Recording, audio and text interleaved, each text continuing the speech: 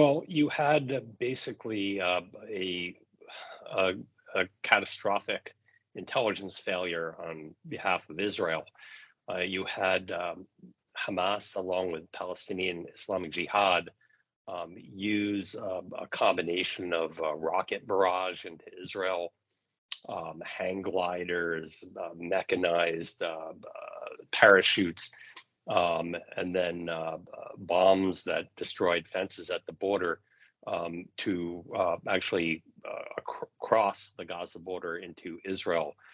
Hundreds of these militants crossed and captured a number of Israeli farms and towns, and basically killed men, women, and children indiscriminately. In 2021, this was the last time we had heard of any such confrontation between Israel and the Palestinians. We saw the Israeli police raid the Al-Aqsa Mosque in Jerusalem, and that prompted Gaza sending rockets into Israel, killing, we understand, almost 400 Palestinians.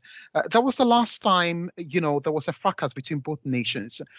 What could have prompted this unprecedented and surprise attack over the weekend? Well, depending on where you sit, there was pent up anger at this particular Israeli government. There's a couple of cabinet ministers who are particularly provocative and right wing. But I think the more plausible explanation for why now is that essentially these groups have, over the past years, but particularly in recent months, gotten closer to Iran. And it appears that Hamas, Islamic Jihad, along with Hezbollah, other Iranian proxy organizations, decided at the encouragement of Iran that now was the time to engage in a large scale operation, in particular because Israel and Saudi Arabia appeared to be moving closer toward a negotiated settlement and normalization agreement. And this is something that Iran has condemned profusely. And also, just 10 days ago, another Iranian proxy, the Houthi militia in Yemen, actually for the first time in recent memory, maybe 8 months, fired missiles into Saudi Arabia, killing a number of Bahraini soldiers on the border.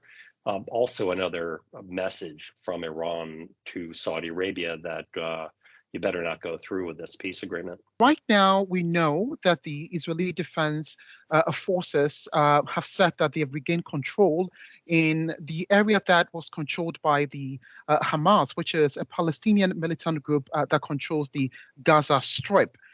They say that fighting is ongoing right now and they have regained control. Help us understand where things are going right now, because the Israeli Prime Minister over the weekend essentially declared war, and it also doesn't look like the Palestinian side, Hamas in particular, will be backing down. So where do things stand right now? Well, for Israel, this was nothing less than their 9/11. As you recall, on September 11th, 2001, the United States was attacked by Al-Qaeda, another U.S. designated terrorist organization, killed over 3,000 people in one day.